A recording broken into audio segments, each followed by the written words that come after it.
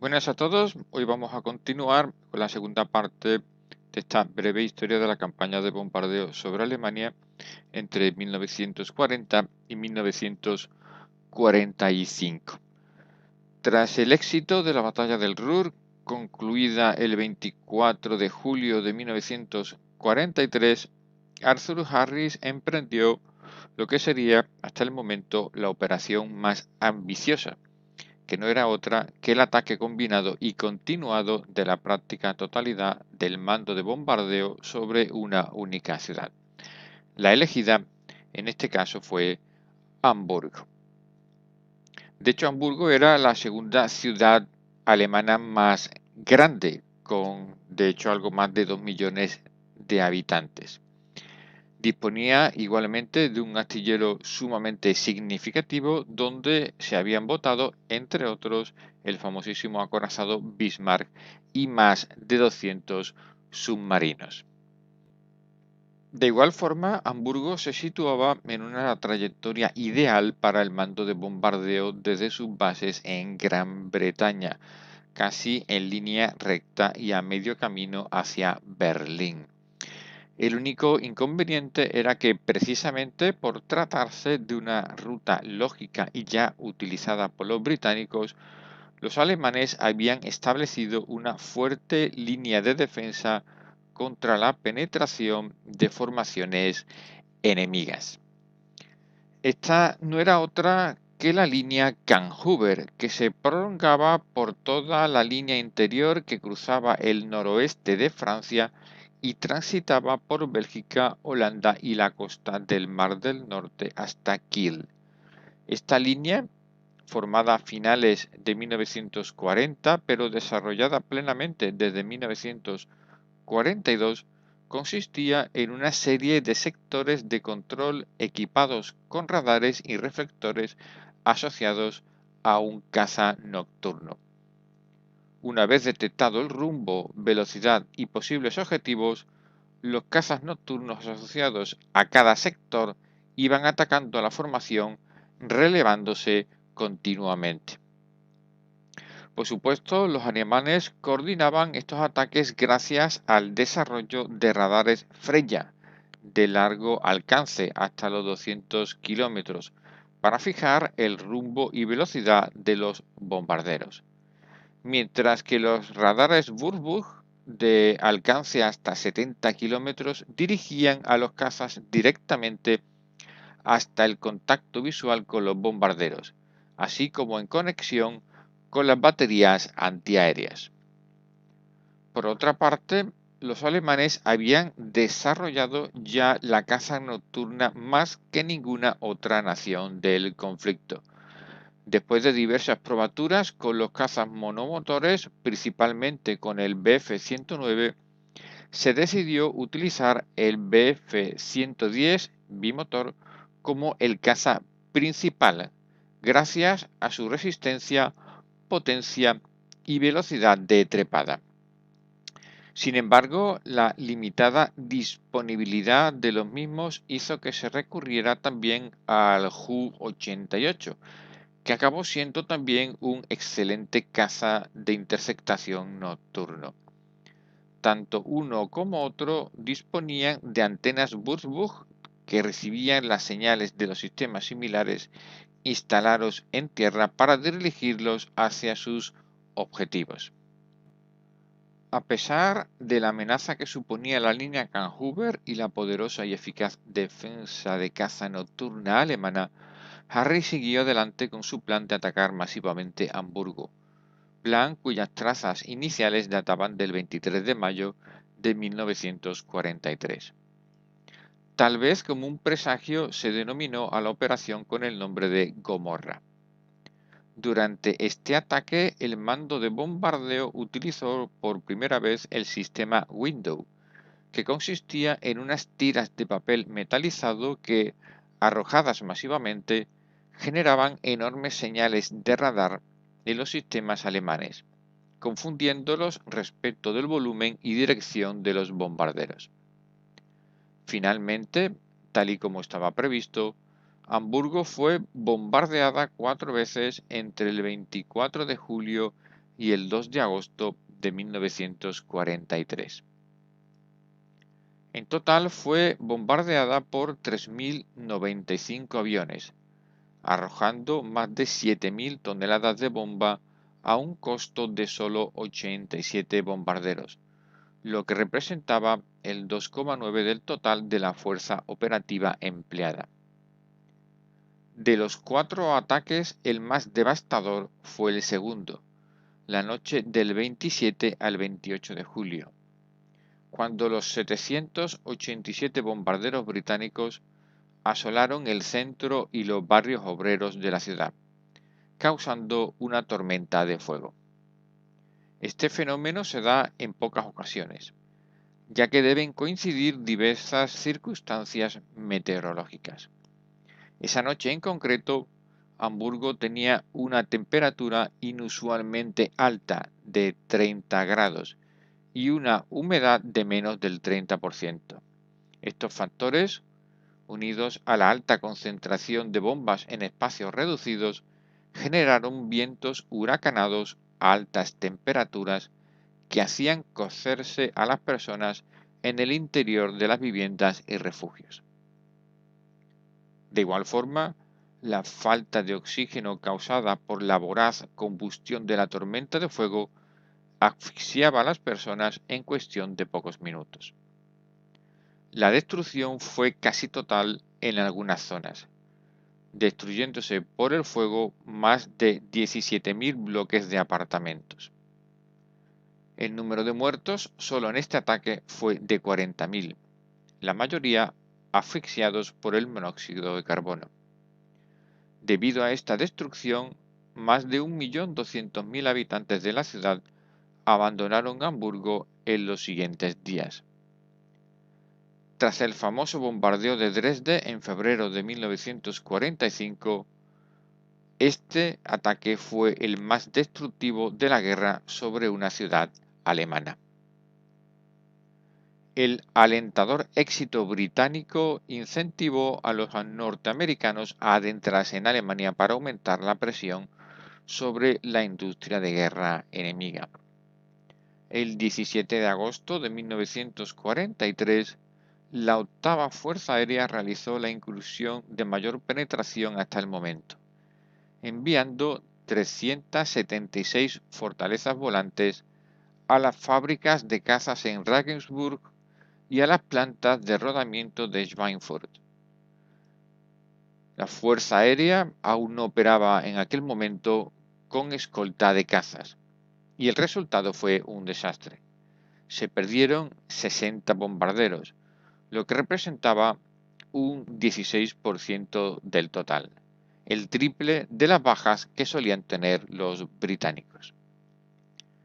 El 14 de octubre del mismo año, los norteamericanos repitieron el ataque contra Schweinfurt, esta vez con escolta de cazas P-47 hasta su límite de radio de acción, en Aachen.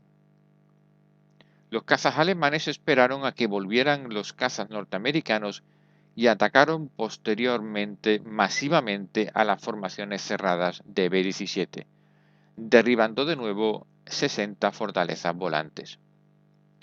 A pesar de que causaron importantes daños en las fábricas alemanas, se evidencia que el ataque en profundidad dentro de Alemania a plena luz del día se antojaba una misión peligrosa y de altos costos.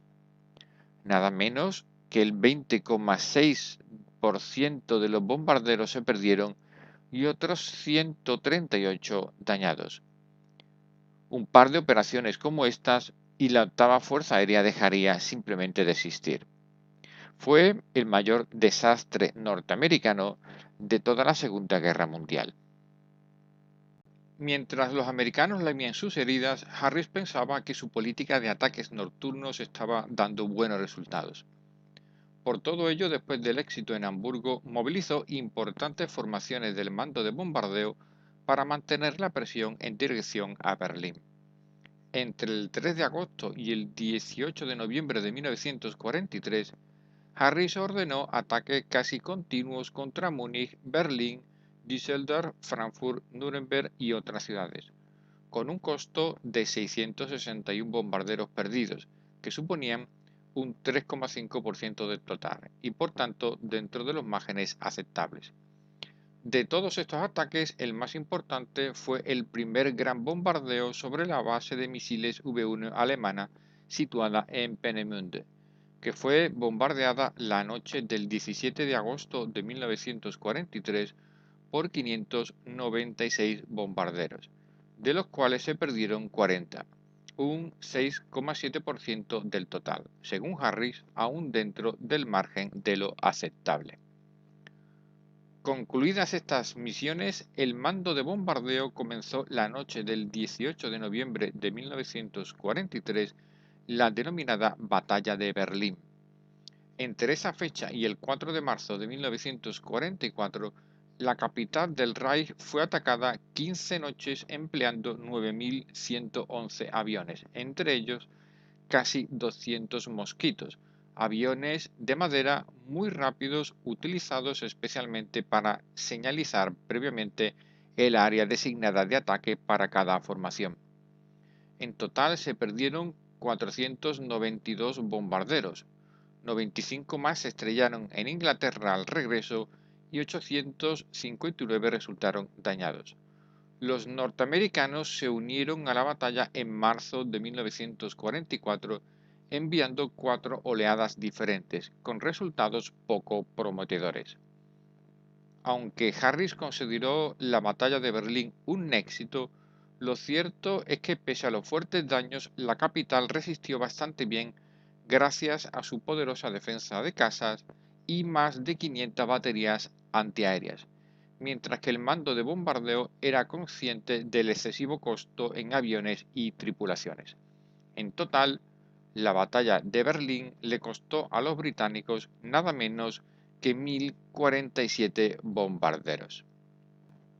Por eso Harris decidió cambiar de objetivo y atacar Nuremberg la noche del 30 de marzo de 1944, enviando 795 aviones. El resultado fue una auténtica tragedia. 94 bombarderos fueron derribados, 12 más se estrellaron al regreso y 59 resultaron muy dañados. Las pérdidas fueron del 11,8%, el mayor número de bajas del mando de bombardeo en la Segunda Guerra Mundial. Aunque la Luftwaffe no era tan fuerte como un año antes, sus experimentados pilotos de caza nocturna y la efectiva red de antiaéreos dirigidos por radares todavía eran capaces de dar serias lecciones a los atacantes. Entre el 31 de marzo y el 5 de junio de 1944, el mando de bombardeo y también la Fuerza Aérea Norteamericana se centraron en la preparación de la invasión de Europa, que tuvo lugar en Normandía el 6 de junio. Aunque se realizaron operaciones en el interior del Reich, ahora el objetivo principal era ablandar las defensas de Francia, centros de comunicaciones, nudos ferroviarios, puentes y sistemas de comunicaciones.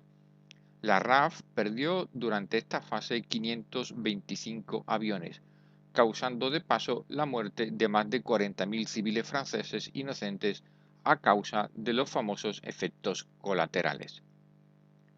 A partir de la primavera de 1944, la aplastante superioridad de medios norteamericana, que ahora escoltaba a los B-17 con cazas P-51 Mustang con cápsulas de combustible desechables, empezó a inclinar el balance del lado aliado, fundamentalmente a causa del enorme desgaste de la fuerza de intercepción de cazas alemana. Después del éxito en Normandía y hasta la liberación de París en agosto de 1944, tanto el mando de bombardeo como la octava Fuerza Aérea Norteamericana se centraron en el bombardeo táctico para dislocar las defensas alemanas y evitar que la Wehrmacht pudiera aprontar al frente sus mejores unidades de combate. Entretanto, la 15ª Fuerza Aérea Norteamericana, desde sus bases primero en el norte de África y luego en el sur de Italia, machacaron constantemente las refinerías de petróleo de Ploesti en Rumanía, esenciales para el esfuerzo de guerra alemán. Esta campaña contra el petróleo alemán de Rumanía, aunque menos conocida, resultó vital para entender el colapso de la Wehrmacht desde finales de 1944.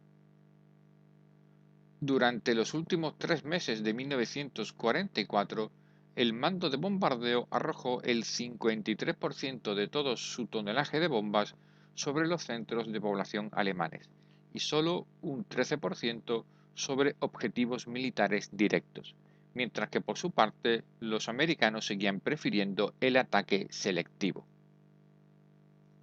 A comienzos de 1944, el esfuerzo combinado anglo-norteamericano estaba dando sus frutos, y de hecho se estaban quedando sin objetivos que bombardear. La octava Fuerza Aérea era ya sustancialmente mayor que el mando de bombardeo británico, pudiendo operar en la práctica con 1.500 bombardeos cada día.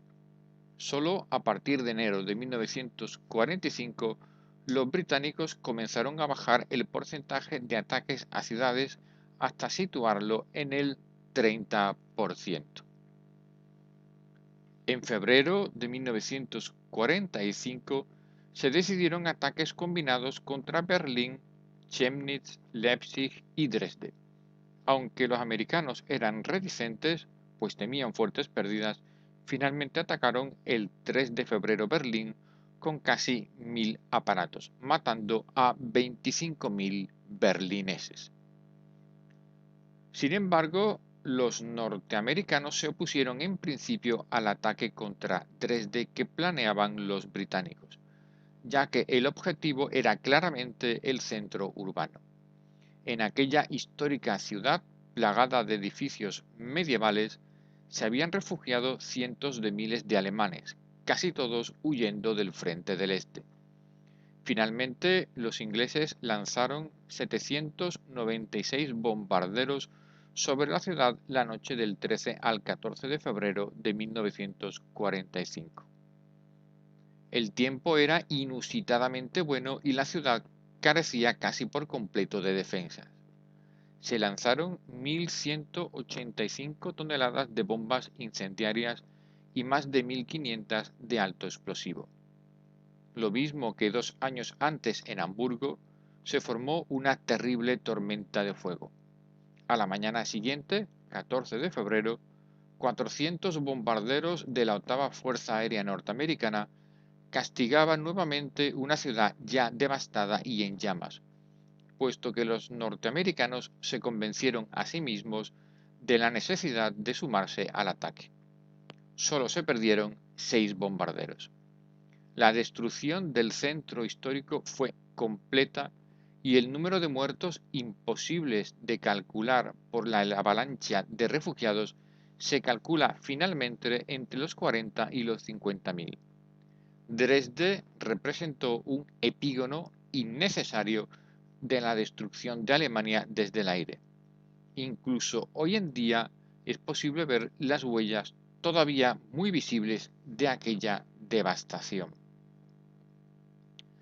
En las estadísticas americanas que pueden observar en este cuadro se incluyen también no solo la octava Fuerza Aérea, sino la 15ª, la 9ª, la 11 y la 12 que operaron simultáneamente en Europa a partir de 1943.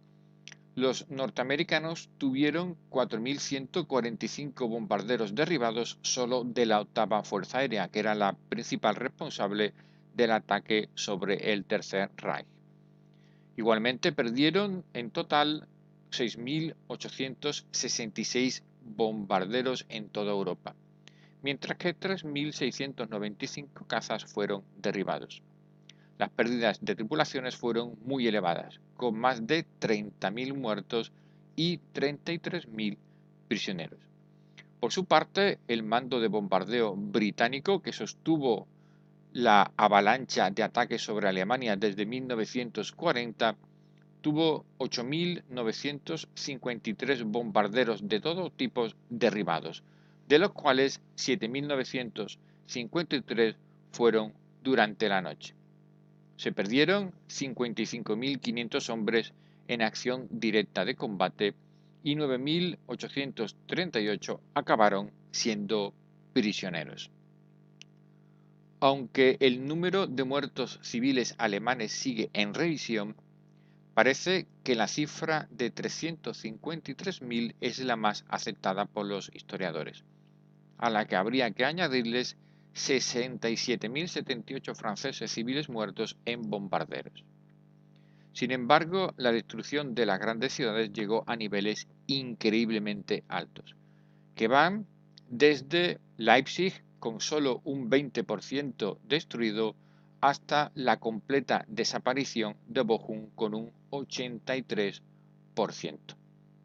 La campaña de bombardeo sigue siendo, a causa de estas cifras, abierta a debate, aunque es indudable que contribuyó finalmente a la derrota decisiva de Alemania.